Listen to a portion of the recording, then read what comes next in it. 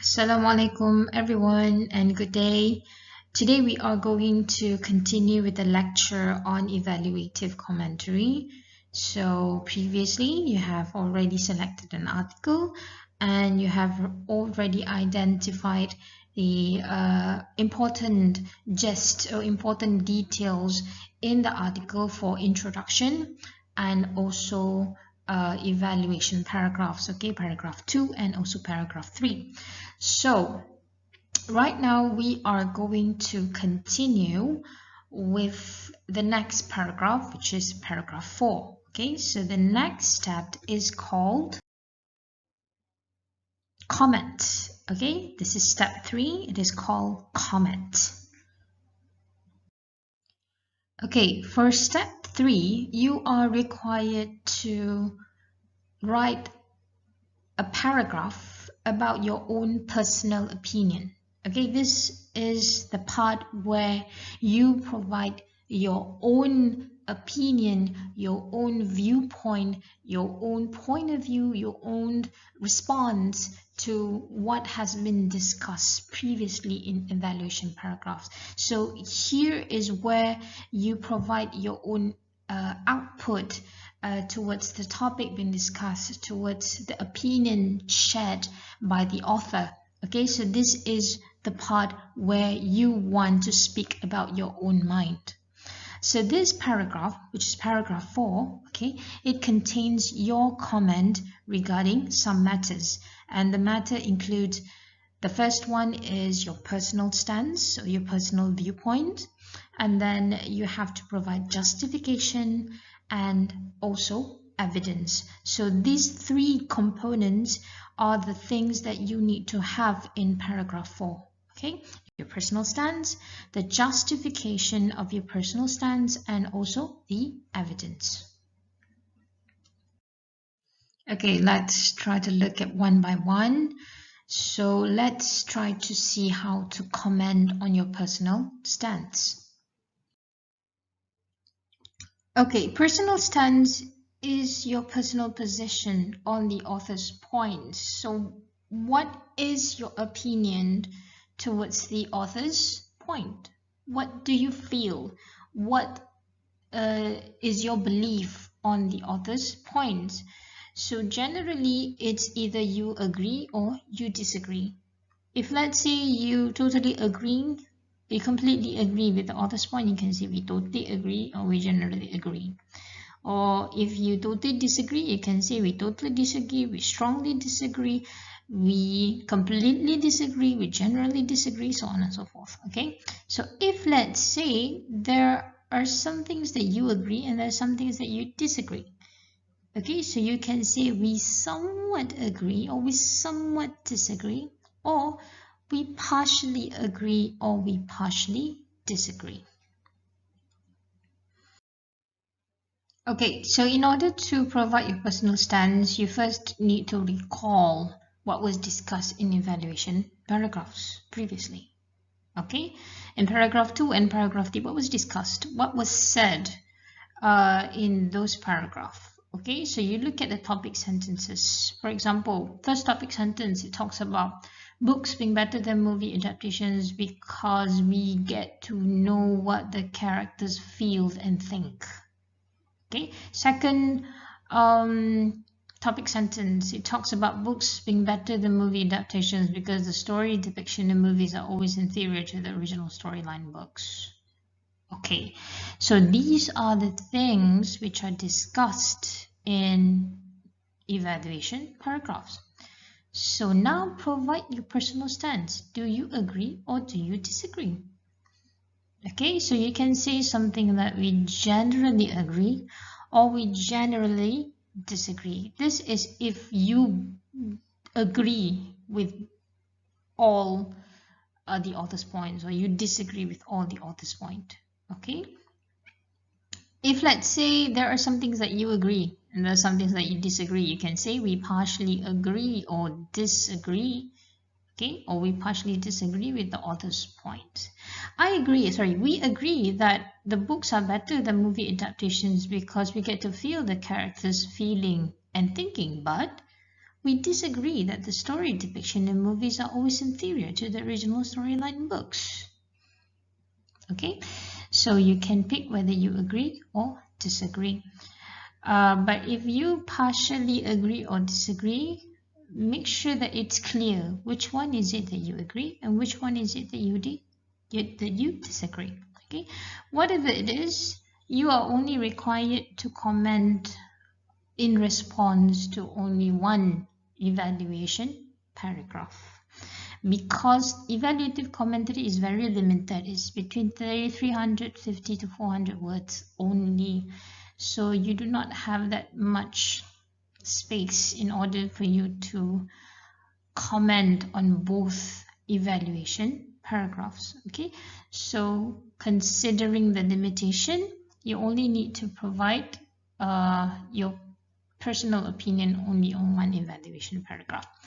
But even if, let's say, you have done everything, you have completed everything, you have write the conclusion and everything is done, and you still have some number of words left, okay, so you can try to comment on another evaluation paragraph.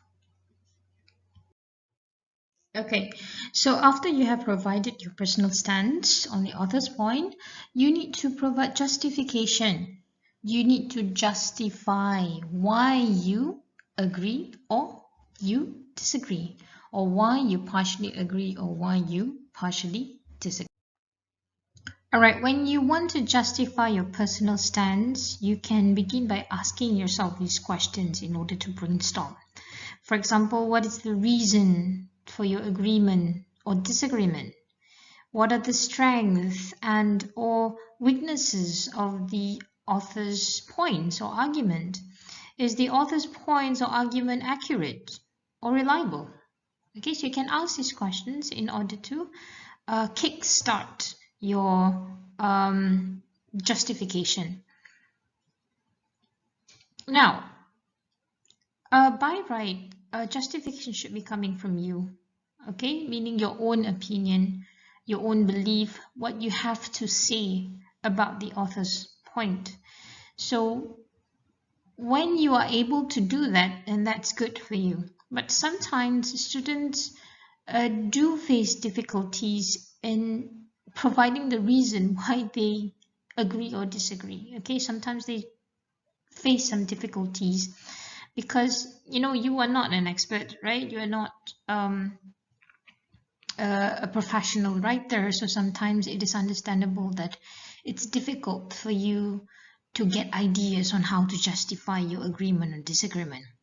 So if you face difficulties, you can get some ideas from somewhere else. Okay, so if you want to have some ideas, get some ideas from somewhere else in order to justify your personal stance, you can follow these steps. Okay, firstly, you need to recall on author's point that you want to comment. Okay, which topic sentence that you want to comment on. So you need to recall, what did the author say? For example, firstly, the author claims that one reason why books are better than movie adaptation is because the story depiction in movies are always inferior to the original storyline in books. So based on this, you can know that the author supports books being better than movie adaptations. Okay, so the author likes books more than movie adaptation. Okay, so you get that idea.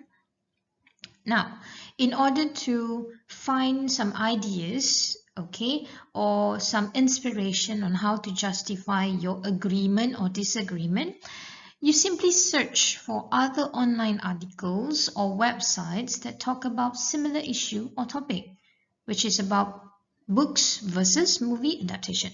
Okay, so if let's say you want to agree, you can just find another article that talks about books being better than movie adaptations. But if you want to disagree, you search using keywords that are the opposite of the author's point.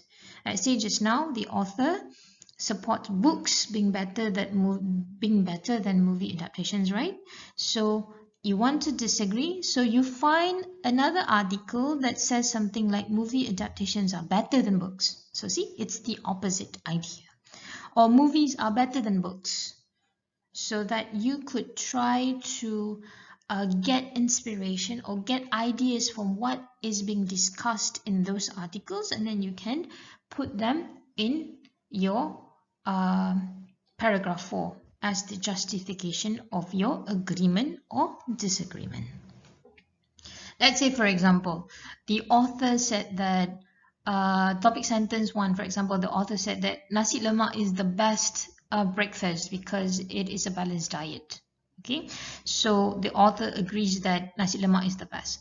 So if you want to agree, you find another article, other website or other articles that talks about similarly the same idea, which is nasi lemak is the best breakfast. Okay, but if you want to disagree, you find another article or other articles, other websites that talks about, oh, no, roti canai is the best breakfast.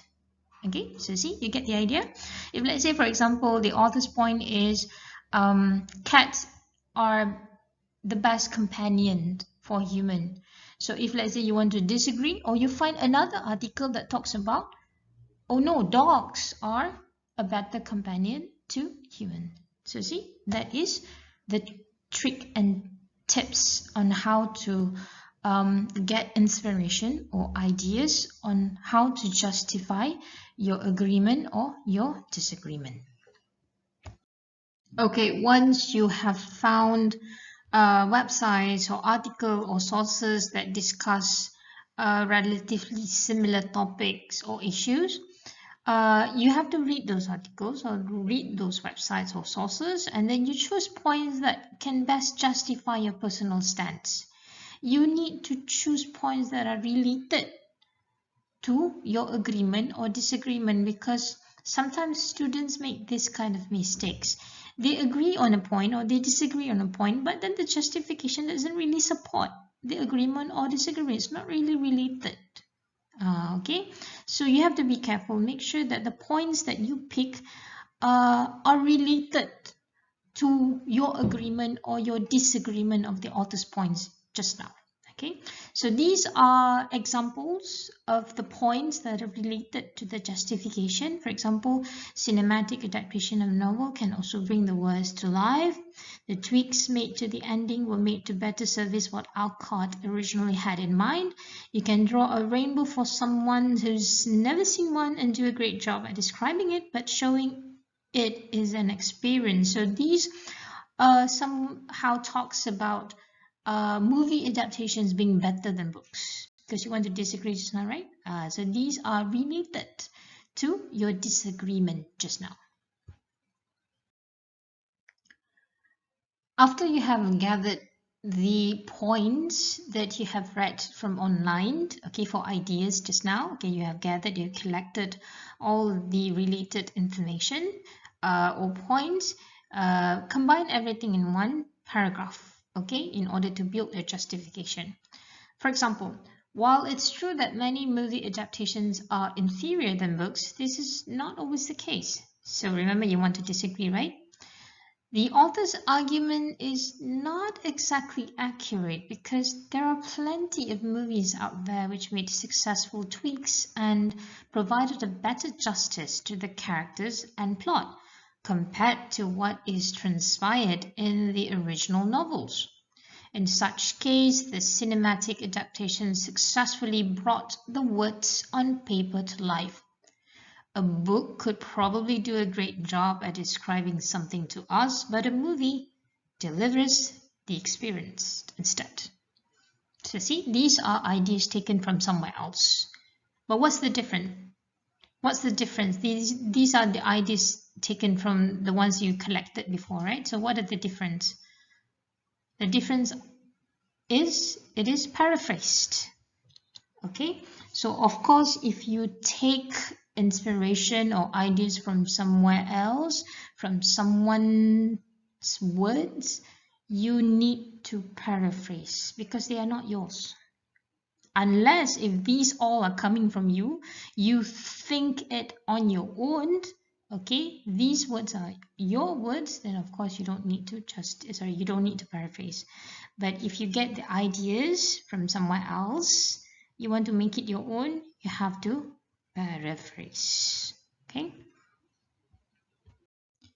Okay, so the last component that you need to have in paragraph 4, which is personal opinion, is evidence. Okay, so you have provided your personal stance just now.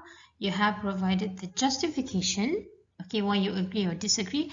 So now you have to provide the evidence in order to support your justification. Okay, now why do we need evidence?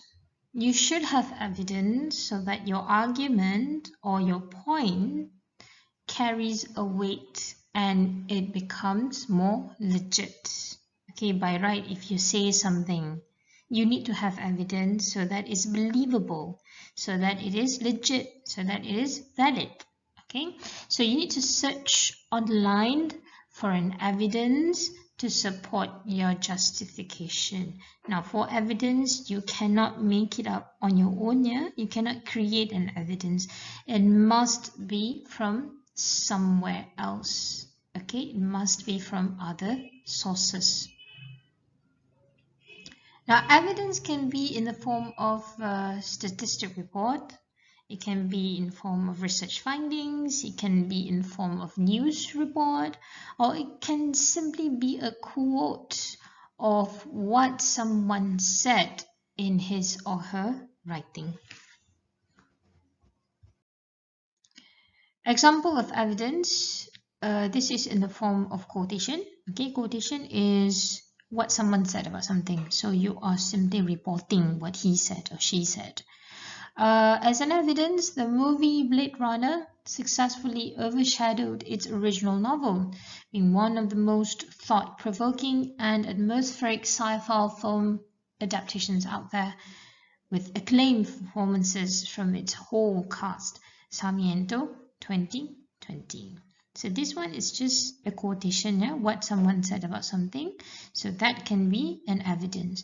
Another form of evidence, it can also be in the form of statistic or research findings. Okay, for example, according to a research conducted by Pete Holmes in 2020, it was reported that 59% of its respondents said that movies are actually better than the original novels, so on and so forth, or something like that. Yeah, okay, so it can also be in the form of evidence. I'm sure you can find this kind of evidence that is related to your justification. Okay, just find something online, just Googled, okay, read some articles or read some websites that has some research finding or has some authors or experts commenting on something, then you take those words and put as your evidence. So when you take your evidence from somewhere else, of course, evidence is taken from somewhere else. It's not coming from you. You cannot make it out. You cannot make it out. Of course, when you take evidence from somewhere else, you need to provide credit. Okay, you need to give credit to the author by including a citation. What is a citation?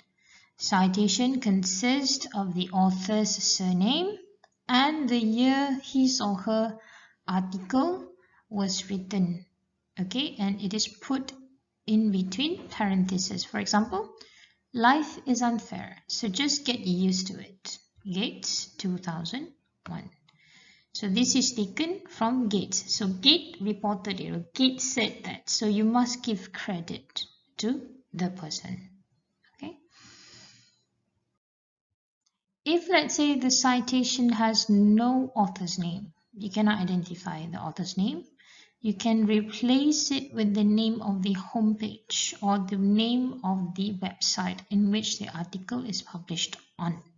Okay, if there is no date, you can replace it with ND. For example, life is unfair, so just get used to it. There's no author, right? So you replace with the name of the homepage, for example, The Guardian, or New Straits Time, or the star or Odyssey, so on and so forth. And if there's no did, you replace with and D. Okay. This is an example of personal opinion paragraph, which is paragraph 4. Okay. And as you can see, these are the components that you need to have in personal opinion paragraph or paragraph 4. Okay, the first one is personal stance. We disagree with the author's point that formal education is important for personal and national development. Okay, so we disagree. So that is personal stance. Then you need to justify your disagreement. We feel that education alone is not reliable to savor success. There are different paths that an individual can undertake in order to excel in life. Okay, so that is justification. And then you provide evidence in order to support your justification. Bill Gates, for example, did not own a notable academic qualification, but he attained success through creative mind and relentless spirit to achieve his dreams, according to Allen 2011. So this is generally the format for your paragraph 4. You need to have personal stance and then justify your stance and then provide evidence to your justification. Okay, some reminders about today's lecture. Remember that for personal opinion paragraph or paragraph 4, you need to provide your personal comments on one evaluation paragraph only, or only one topic sentence. Okay, but if let's say your evaluative commentary does not have enough number of words, okay, it's not between the 350 or 400 limit word, you can comment on both evaluation paragraphs. Okay, or if not, it's safe to say that it's enough if you can comment on only one evaluation paragraph. Okay, for personal stance, agreeing with author's points may seem like a better and easier option, but disagreeing creates opportunities for you to be more analytical and think more critically. Thus, do challenge yourself by disagreeing. In other words, I actually prefer for you to disagree with what the authors said in the article. Okay, I actually prefer you to disagree because it creates more opportunities for you to provide justification. You can agree, of course, but it seems like how do you say, it seems like an easy way out of doing things. Okay, so I prefer you to disagree. But if let's say disagreeing is very difficult for you, so you can agree, of course there should not be any problem. Okay, but whatever it is, whether you agree or whether you disagree, you need to provide justification why you agree, why you disagree. For justification, if it is from your own ideas, there's no need to paraphrase. Okay, of course, if those ideas are coming from you yourself, you do not need to paraphrase. But if you get inspiration or get ideas from somewhere else, of course you need to paraphrase those justifications because those ideas are coming from someone else's ideas. Okay, by right, it should be coming from you actually, because it is your personal opinion, but I do not expect you to comment like an expert. Okay, of course, at your level, sometimes it's necessary for you to refer to somewhere else in order to get ideas from. There's nothing wrong about that. But if you refer from someone else, you need to paraphrase. But if it's your own ideas, your own words, then of course there's no need to paraphrase. For evidence to support your justification, of course you need to paraphrase, because evidence is definitely taken from somewhere else. You do not make up an evidence. It needs to be from other sources. So when you provide your evidence, you need to paraphrase. And also please remember to include citation. Who said so and what year it was said.